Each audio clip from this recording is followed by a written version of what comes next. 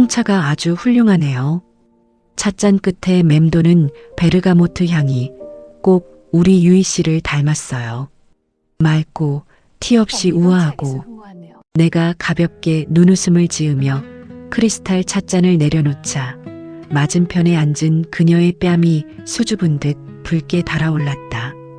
프랑스제 앤틱 가구와 최고급 실크 드레스들이 즐비한 이 화려한 청담동의 부티크.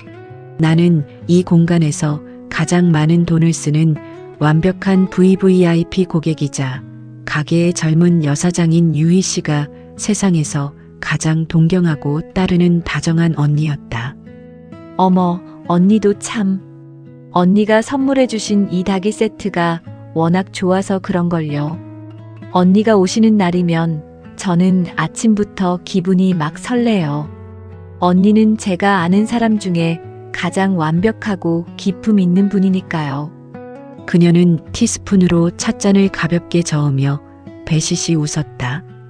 티끌 하나 없이 맑은 눈망울, 가녀린 목선, 그리고 그녀가 몸을 움직일 때마다 은은하게 퍼져나오는 매혹적인 튜베로즈와 짙은 머스크의 향기. 남자라면 누구라도 한 번쯤 뒤돌아볼 만큼 매력적이고 사랑스러운 피사체였다. 나는 입가에 부드러운 호선을 그린 채 그녀의 그 순진무구한 눈동자를 뚫어지게 응시했다. 내 칭찬에 어쩔 줄 몰라 하며 아이처럼 기뻐하는 저 여자는 꿈에도 모를 것이다. 그녀를 향해 다정하게 휘어지는 내 두 눈동자 뒤편에서 지금 얼마나 잔인하고 서늘한 사리가 시퍼렇게 나를 세우고 있는지.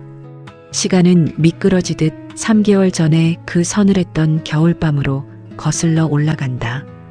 그날은 남편과 나의 결혼 10주년 기념일이었다. 대학병원에 촉망받는 외과 교수인 남편은 언제나처럼 응급수술을 핑계로 자정이 훌쩍 넘은 시간에야 지친 얼굴로 저택의 문을 열고 들어왔다. 미안해. 오늘 약속은 도저히 맞출 수가 없었어. 차가운 수술방에만 있었더니 온몸이 얼음장 같네. 남편은 피곤한 듯 넥타이를 거칠게 풀어헤치며 내게 변명을 늘어놓았다. 나는 묵묵히 다가가 남편의 무거운 캐시미어 코트를 받아들었다. 그 순간이었다. 차가운 바깥 공기를 머금은 남편의 코트 깃에서 결코 병원의 소독약 냄새가 아닌 낯설고도 짙은 향기가 내 코끝을 날카롭게 찔러왔다. 관능적인 튜베로즈와 끈적하고 깊은 머스크의 잔향. 그것은 내 화장대 위에는 단 한 번도 존재한 적 없던 철저하게 다른 여자의 살냄새였다.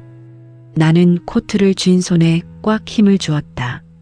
숨이 멎을 듯한 배신감이 심장을 난도질했지만 나는 남편을 향해 고개를 돌리지 않았다. 표정이 굳어지는 단 1초의 미세한 틈조차 허락하고 싶지 않았다. 고생했어요. 따뜻한 물 받아놓을 테니 얼른 씻어요. 나는 평소와 다름없는 건조하고 단정한 목소리로 대답하며 남편의 셔츠 깃에 미세하게 묻어있던 연분홍빛 립스틱 자국을 싸늘한 눈으로 스캔했다. 남편은 내 완벽한 연기에 완벽하게 속아 넘어간 채 안도감 어린 한숨을 내쉬며 욕실로 향했다. 나는 드레스룸의 어둠 속에 홀로 서서 남편의 코트에 밴 그 천박하고 치명적인 향기를 폐부 깊숙이 들이마셨다. 피가 거꾸로 솟고 오장육부가 뒤틀리는 모멸감. 하지만 나는 소리내어 울거나 짐승처럼 남편의 뺨을 후려치는 따위의 천박한 짓은 하지 않았다. 그것은 가진 것 없는 패배자들이나 하는 짓이다. 내 완벽했던 세계에 감히 흑발로 걸어 들어온 쥐새끼라면 내가 직접 그 쥐구멍으로 걸어 들어가 숨통을 끊어놓는 것이 내 방식이었다. 나는 그날 밤부터 남편의 뒤를 철저하고도 우아하게 밟았다. 카드 내역, 차량 블랙박스, 그리고 남편이 그토록 철저하게 관리하던 비밀 휴대폰의 암호까지. 내 남편은 메스를 쥐는 손끝만 정교했을 뿐 자신의 하반신을 관리하는 머리는 한없이 우둔하고 조잡했다. 불과 일주일 만에 나는 남편의 그 관능적인 튜베로즈 향기의 진원지를 찾아냈다. 청담동 뒷골목, 젊고 예쁜 디자이너가 운영하는 프라이빗한 맞춤형 부티크. 남편은 학회장이라는 거짓말을 방패 삼아 그곳의 은밀한 피팅룸에서 저 어린 사장과 살을 섞으며 자신의 역겨운 욕정을 채우고 있었던 것이다. 시간은 다시 찻잔의 온기가 피어오르는 현재의 부티크로 돌아온다. 언니, 사실 요즘 너무 행복해서 미칠 것 같아요. 유희 씨가 탁자 위로 상체를 훅 숙여오며 은밀한 비밀을 공유하는 소녀처럼 목소리를 낮추었다. 어머, 우리 유희 씨 얼굴에 꽃이 핀 이유가 있었네요. 좋은 분 만났나 봐요? 나는 그녀의 들뜬 호흡에 장단을 맞추며 우아하게 홍차를 한 모금 머금었다. 네. 정말 세상에서 제일 다정하고 완벽한 사람이에요. 저보다 나이는 조금 많지만 저를 볼 때마다 세상에서 가장 부서지기 쉬운 유리굿을 다루듯 아껴주거든요. 어제는 제게 그러더라고요. 넌 나의 숨막히는 일상에 유일하게 피어난 산소 같은 여자라고. 산소 같은 여자. 그 진부하고도 구역질 나는 남편의 수사하게 나는 하마터면 입에 머금고 있던 홍차를 뿜어낼 뻔했다. 대학 시절 내게 청혼하며 바쳤던 그 지루한 레퍼토리를 10년이 지난 지금 저 어린 것에게 똑같이 읊어대고 있다니. 남자의 발정난 새치 혈안 얼마나 가련하고 빈곤한 것인가. 정말 로맨틱하신 분이네요. 유희 씨처럼 예쁜 사람을 곁에 두었으니 그 남자분은 전생에 나라라도 구했나 봐요. 나중에 기회되면 꼭 한번 소개시켜줘요. 어떤 분인지 언니가 한번 보고 평가해 줄게. 나는 그녀의 손등을 다정하게 토닥이며 부드럽게 미소 지었다. 유희 씨는 내 손길에 얼굴을 붉히며 기쁨을 감추지 못했다. 그녀는 내 남편의 카드로 산 최고급 찻잎을 우려내며 내 남편과의 은밀하고 더러운 정사를 자신의 가장 절친한 언니인 나에게 자랑스럽게 떠벌리고 있었다. 홍차가 아주 훌륭하네요. 찻잔 끝에 맴도는 베르가모트 향이 꼭 우리 유희 씨를 닮았어요. 내가 다시 한번 가볍게 눈웃음을 지으며 크리스탈 찻잔을 내려놓았다. 이 우아한 티타임은 내 복수의 서막일 뿐이다. 나는 그녀의 가장 깊은 내면까지 파고들어 그녀의 모든 비밀과 약점을 남김없이 빨아들일 것이다. 나의 우아한 사냥터에 발을 들인 이 어리석고 향기로운 사냥감. 남편이 그녀를 산소라 불렀다면 나는 그녀의 숨통을 영원히 막아버릴 밀실이 되어주리라. 오후 3시 가장 따사로운 햇빛이 쏟아지는 부티크 안에서 나는 시퍼런 칼라를 치마폭에 감춘 채 한 모금의 홍차를 천천히 음미했다. 언니, 이 그림 정말 아름답지 않아요? 붉은색이 꼭 불타오르는 심장 같아요. 도심 한가운데 자리한 프라이빗 현대 미술 갤러리. 나는 내 VIP 자격으로 유희 씨를 이 화려하고 폐쇄적인 공간에 초대했다. 수천만 원을 호가하는 대형 추상화 앞에서 그녀는 샴페인 잔을 든 채 황홀한 한숨을 내쉬었다. 그녀의 가녀린 손목에는 며칠 전 내 남편의 카드 결제 알림을 울리게 했던 1,000만 원짜리 다이아몬드 팔찌가 눈부시게 반짝이고 있었다. 우리 유희 씨 안목이 참 탁월하네요. 맞아요. 불타오르는 심장. 무언가를 맹렬하게 갈구하고 또 기꺼이 파멸할 준비가 되어 있는 가장 뜨겁고도 위태로운 색깔이죠. 사랑에 빠진 여자의 내면처럼요. 내 부드러운 속삭임에 그녀는 흠칫 놀란 듯 어깨를 떨더니 이내 볼을 붉히며 내 팔짱을 다정하게 껴안았다. 언니는 정말 사람 마음을 꿰뚫어보는 마녀 같아요. 사실 저 그 사람한테 조금 화가 나 있었거든요. 이번 주말에 같이 도쿄로 여행 가기로 해놓고선 또 갑자기 일이 생겼다며 취소해버렸어요. 항상 이런 식이에요. 제게 세상을 다 줄 것처럼 굴다가도 그놈의 집사람 핑계만 대면 저는 늘 뒷전으로 밀려나야 하거든요. 유희 씨의 목소리 끝에 미세한 원망과 히스테리가 묻어났다. 남의 남자를 훔쳐낸 도둑고양이 주제에 본처를 향해 질투를 느끼며 발톱을 세우는 꼴이라니. 그 우스꽝스럽고도 천박한 투정에 나는 하마터면 차가운 조소를 터뜨릴 뻔했다. 하지만 나는 입술을 살짝 깨물며 세상에서 가장 안타까운 사연을 들은 친언니처럼 그녀의 어깨를 토닥였다. 어머, 속상했겠네. 그 남자분도 참 무심하시지. 유희 씨처럼 예쁜 사람을 두고 주말에 어딜 간단 말이야? 그런데 그 집 부부 사이는 아직도 그렇게 냉랭하대요. 시간은 날카로운 파편이 되어 2주일 전 남편의 서재로 나를 끌고 들어간다. 새벽 2시 남편은 거실 소파에 쓰러져 코를 골며 자고 있었다. 나는 고무장갑을 낀 손으로 남편의 서재 책상 밑 이중으로 잠긴 비밀 금고의 다이얼을 돌렸다. 남편이 술김에 적어두었던 수첩의 메모를 조합해 알아낸 번호. 철컥하는 둔탁한 소리와 함께 금고 문이 열렸고 그 안에는 남편의 두 번째 스마트폰이 짐승의 내장처럼 붉은 빛을 깜빡이며 숨죽여 있었다.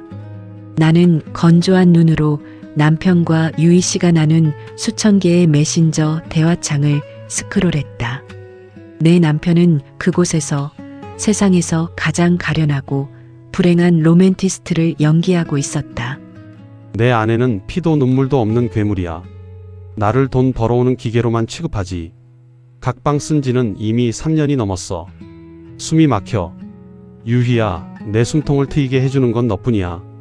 조금만 기다려줘. 이 지옥 같은 결혼 생활, 조만간 내가 다 정리할 테니까. 화면 위로 쏟아지는 남편의 그 구역질 나는 활자들을 읽어내려가며 나는 서재의 캄캄한 어둠 속에서 소리 없이 웃었다. 각방, 어젯밤에도 내게 징그럽게 달라붙어 짐승처럼 욕정을 갈구하던 주제에 괴물, 내 친정의 재력과 인맥으로 대학병원 부교수 자리까지 꿰찬 기생충 같은 놈이 감히 누구를 괴물이라 부르는가. 비참함이나 슬픔 같은 얄팍한 감정은 단 1초도 들지 않았다. 오직 이가소로운 벌레들을 어떻게 하면 가장 고통스럽고도 우아하게 짓밟아 버릴 수 있을까 하는 완벽한 포식자의 시퍼런 계산만이 내 뇌수를 차갑게 식히고 있었다. 남편은 유희에게 이혼을 약속하며 달콤한 독을 먹였지만 나는 그 독을 이용해 유희의 피 속에 치명적인 조바심과 의심을 심어줄 참이었다. 시간은 다시 샴페인 기포가 터지는 화려한 갤러리로 돌아와 포개어진다. 말도 마세요, 언니. 그 여자 진짜 지독한 악처래요. 남편을 노예 부리듯 하고 남편 돈으로 온몸을 치장하면서 사치나 부리는 괴물이라고요. 오빠가 매일 밤 저한테 전화해서 얼마나 우는지 몰라요. 이혼 서류를 내밀어도 그 여자가 돈줄 끊길까봐 절대 도장 안 찍어준다고 악을 쓴다더라고요. 유희 씨는 흥분한 듯 샴페인을 단숨에 들이켰다. 내 남편의 거짓말을 성경 구절처럼 맹신하며 한 번도 본 적 없는 나를 향해 쏟아내는 저 찬란한 적이 나는 내 눈앞에서 나를 씹어대는 그녀의 앙증맞은 입술을 바라보며 가장 인자하고 자비로운 성모 마리아의 표정을 지어 보였다. 세상에 어쩌면 좋아. 그 남자분 정말 하루하루가 생지옥이겠네요. 유희 씨, 사랑은 타이밍이에요. 그 남자가 그토록 지쳐있을 때 유희 씨가 확실하게 구원의 동아줄이 되어주어야 해요. 언제까지 그림자처럼 숨어서 기다리기만 할 건가요? 남자들은 가끔 여자가 먼저 강하게 이끌어주기를 바랄 때도 있는 법이거든요. 내 혀끝에서 굴러떨어진 달콤한 독약. 그 말에 유희 씨의 눈동자가 흔들리기 시작했다.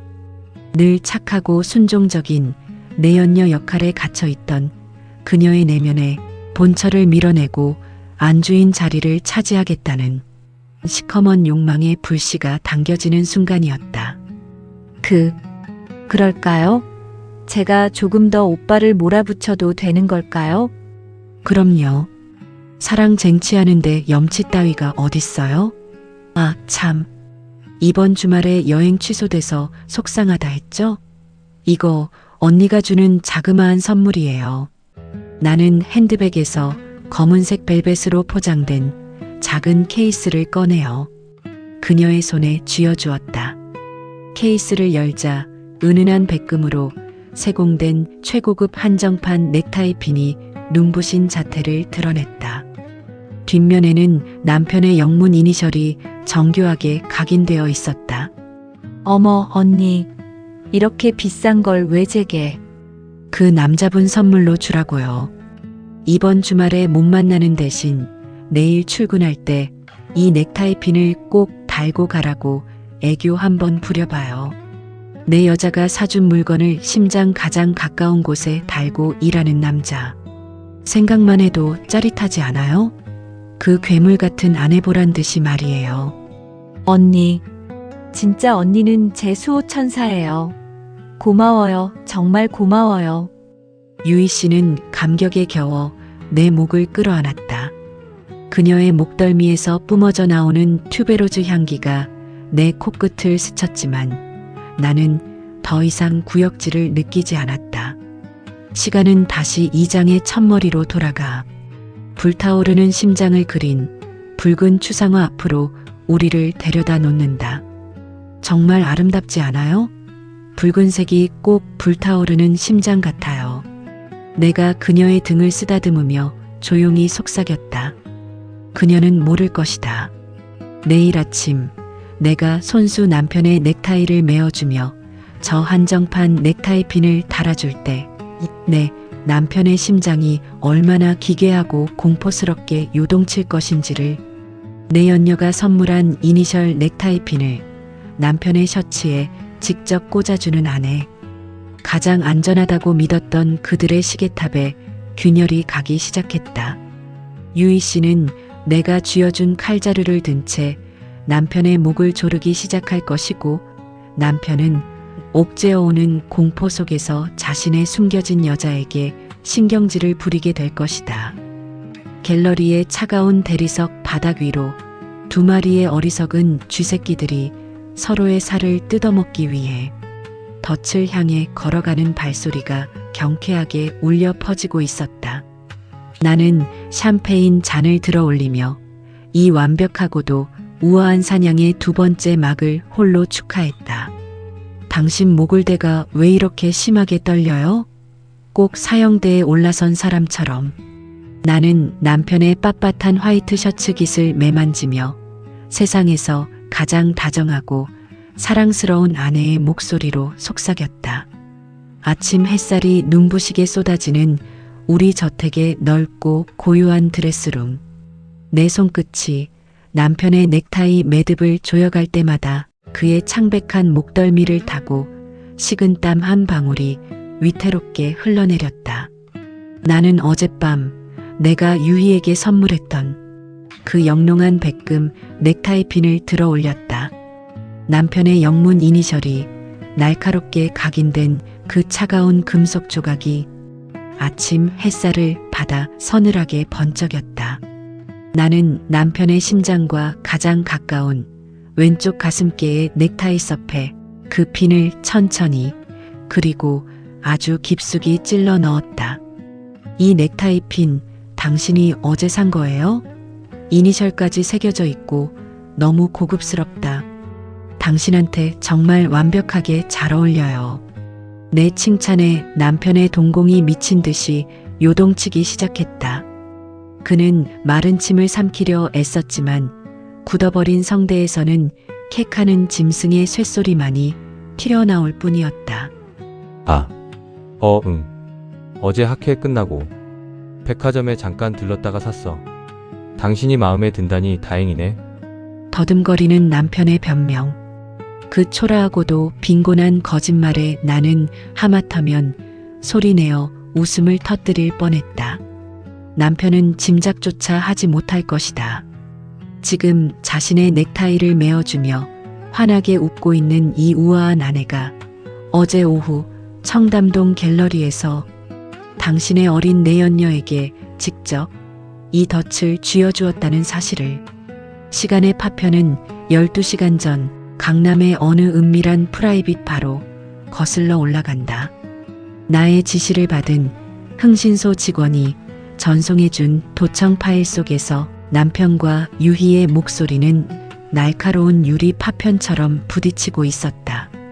내가 건네준 달콤한 독약은 유희의 피 속에 완벽하게 스며들어 순종적이었던 그녀를 지독한 의심과 조바심에 휩싸인 미치광이로 돌변하게 만들었다. 이거 내일 당장 하고 출근해. 오빠 왼쪽 가슴에 내 마음 달고 가라고 내가 특별히 맞춘 거야. 왜? 못해? 그놈의 집사람이 무서워서? 유희야, 제발 억지 좀 부리지 마. 내가 갑자기 이런 걸 하고 가면 아내가 의심할 게 뻔하잖아. 내 입장이 어떤지 알면서 왜 갑자기 이래? 입장? 각방 쓴 지 3년이라며.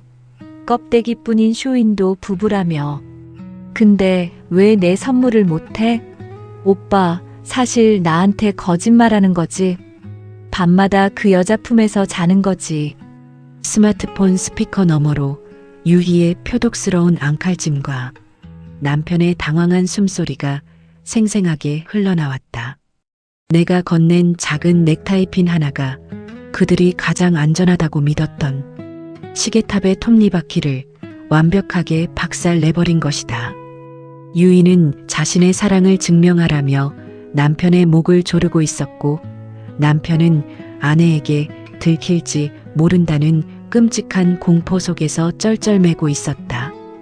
어젯밤 남편은 유희의 히스테리를 견디지 못하고 결국 그 넥타이 핀을 주머니에 쑤셔 넣은 채 도망치듯 집으로 돌아왔다. 그리고 오늘 아침 남편이 출근 준비를 위해 샤워를 하는 사이 나는 남편의 재킷 주머니를 뒤져보란 듯이 그 넥타이 핀을 화장대 위에 올려두었던 것이다.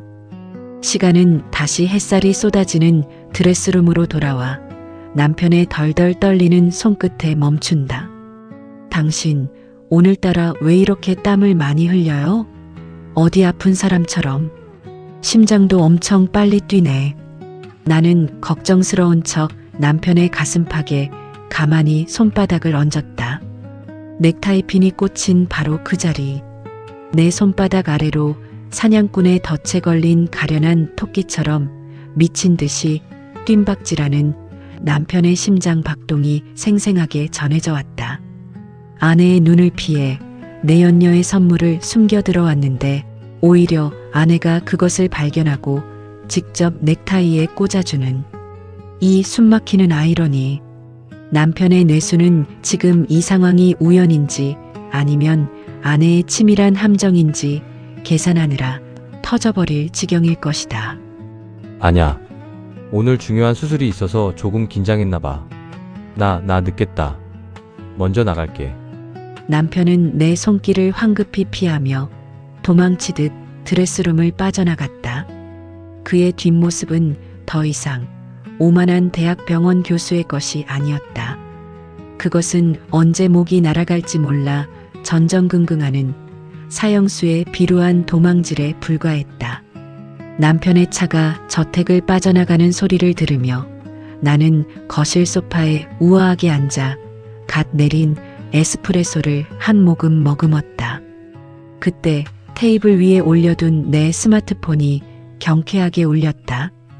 유리 씨였다. 언니, 방금 오빠한테 사진 왔어요. 언니 말대로 제가 밀어붙이니까 오늘 출근할 때 제가 준 넥타이 핀을 딱 하고 나갔네요. 역시 오빠는 절 사랑하는 게 맞았어요. 나는 소리 없는 웃음을 터뜨렸다.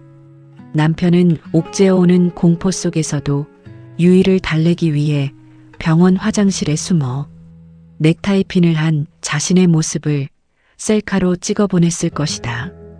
양쪽에서 조여오는 실크 올가미에 목이 졸린 채 파멸의 춤을 추고 있는 나의 어리석은 남편. 나는 에스프레소 잔을 내려놓고 세상에서 가장 다정한 언니로 빙의하여 유희에게 답장을 보냈다. 거봐요. 내가 뭘 했어요. 그 남자 유희 씨한테 완전히 미쳐 있다니까. 하지만 여기서 만족하면 안 되죠. 그 남자가 정말 유희 씨를 원한다면 이제 그 껍데기뿐인 집구석에서 완전히 빼내와야죠. 오늘 저녁 그 남자 퇴근 시간에 맞춰서 병원 앞으로 서프라이즈 마중을 나가보는 건 어때요? 아내에게 들킬까 벌벌 떠는 남자가 아니라 당당하게 유희 씨 손을 잡고 걷는 남자를 만들어야죠.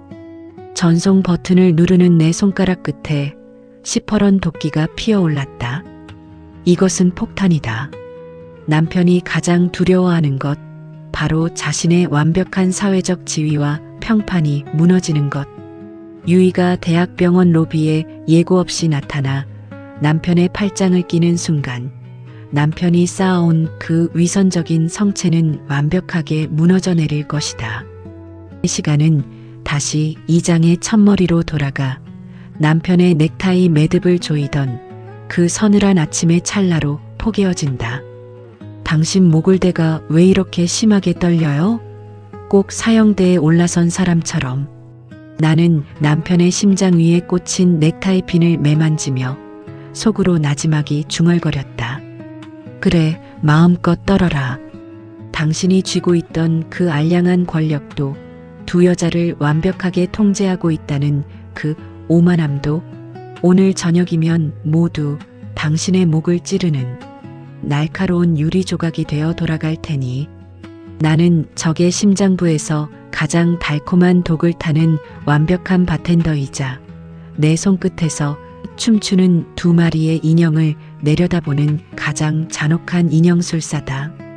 유이는 내가 쥔실에 매달린 채 남편의 사회적 숨통을 끊어놓을 것이고 남편은 광기에 사로잡힌 내연녀를 저주하며 스스로 파멸의 구덩이로 걸어 들어갈 것이다. 창밖으로 눈부신 아침 햇살이 쏟아져 내렸다. 사냥을 하기에 참으로 완벽하고도 우아한 날씨였다. 쫙 높고 웅장한 대리석 천장 위로 살과 살이 파열하는 날카로운 마찰음이 서늘하게 울려 퍼졌다. 오후 5시 국내 최고 수준을 자랑하는 대학병원 본관 1층 로비. 평소라면 묵직한 정적과 소독약 냄새만이 감돌았을 그 거대한 공간이 지금은 수백 명의 환자와 의료진들이 뿜어내는 경악 어린 시선들로 숨 막히게 달아올라 있었다. 나는 로비가 한눈에 내려다 보이는 2층 VIP 라운지 테라스에 앉아 방금 막 우려낸 따뜻한 얼그레이 홍차를 천천히 입술로 가져갔다. 투명한 유리난간 너머 1층 로비 한가운데에는 내 남편이 넥타이가 반쯤 풀어 헤쳐진 흉측한 몰골로 서 있었다. 그의 발밑에는 수십 송이의 붉은 장미꽃이 지시겨진 채 널브러져 있었고 그 앞에는 방금 전 남편의 거친 소나기에 뺨을 얻어맞은 유이가 바닥에 주저앉아 짐승처럼 오열하고 있었다. 내가 어떻게 나한테 이래. 내가 널 위해 내 청춘을 다 바쳤는데 내가 감히 나를 스토커 취급해. 유희의 처절한 비명이 대리석 바닥을 긁으며 메아리쳤다.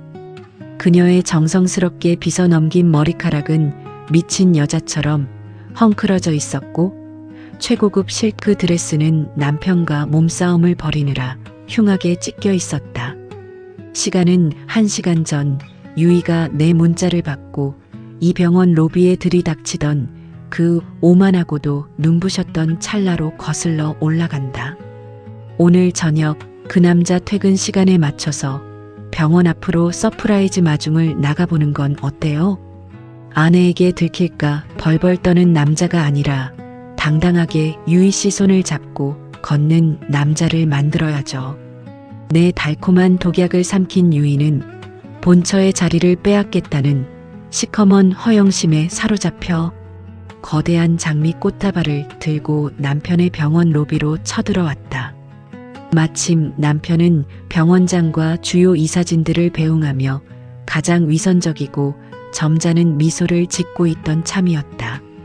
오빠, 수많은 사람들의 시선이 교차하는 로비 한가운데서 유희는 맑고 낭낭한 목소리로 내 남편을 불렀다.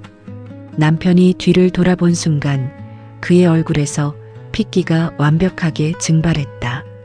자신이 가장 안전하다고 믿었던 사회적 성체 안에 자신이 가장 꽁꽁 숨겨두었던 불륜녀가 제 발로 걸어 들어온 것이다. 그녀의 시선은 남편의 왼쪽 가슴, 정확히 자신이 선물했던 그 이니셜 넥타이 핀 그곳에 꽂혀 있었다. 내 선물을 하고 출근했어. 이 남자는 정말 나를 선택한 거야. 그 가소로운 확신에 찬 유희가 병원장과 이사진들을 밀치고 남편의 팔짱을 껴안으려던 순간 공포와 수치심에 이성이 마비된 남편은 유희의 어깨를 거칠게 밀쳐버렸다. 당신 누구야? 경비원 안 부르고 뭐합니까? 이 미친 스토커 여자 당장 끌어내요.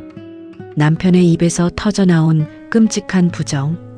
자신을 산소 같은 여자라 부르며 사랑을 속삭이던 남자가 자신의 가장 치명적인 비밀이 폭로될 위기에 처하자 순식간에 안면을 몰수하고 자신을 정신병자 스토커로 몰아세우는 그 비열한 찰나. 그 순간 유희의 머릿속에서 이성을 지탱하던 마지막 끈이 툭 하고 끊어져 버렸다. 스토커? 내가 스토커라고. 각방 쓴 지 3년 넘었다며. 그 괴물 같은 마누라한테서 제발 숨통 좀 트이게 해달라고. 내 발밑에서 엉엉 울며 매달린 게 누군데. 내가 내 카드로 긁어댄 술값이 얼만 줄 알아. 유희는 바닥에 떨어진 남편의 서류 가방을 집어 던지며 광기 어린 폭로를 쏟아냈다. 병원장을 비롯한 수십 명의 의료진들이 그 역겨운 치정극의 전말을 고스란히 귀에 담으며 경악을 금치 못했다. 스마트폰 카메라 플래시가 곳곳에서 터져나갔다. 입 닥쳐.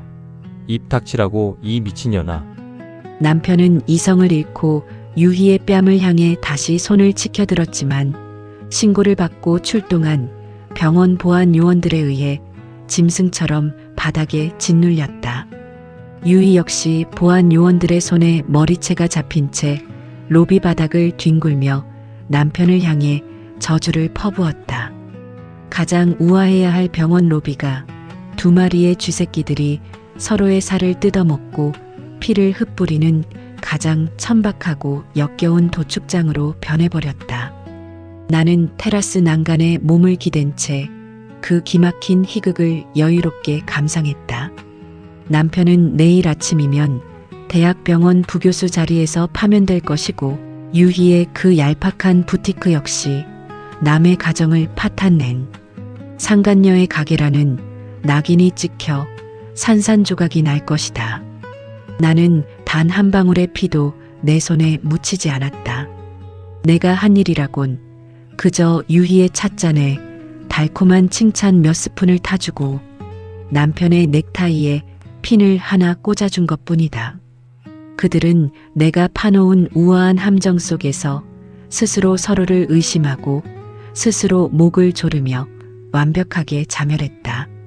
적의 품으로 들어가 가장 친절한 언니의 얼굴로 건넸던 나의 자비로운 맹독이 마침내 두 사람의 심장을 꿰뚫고 찬란하게 만개하는 순간이었다.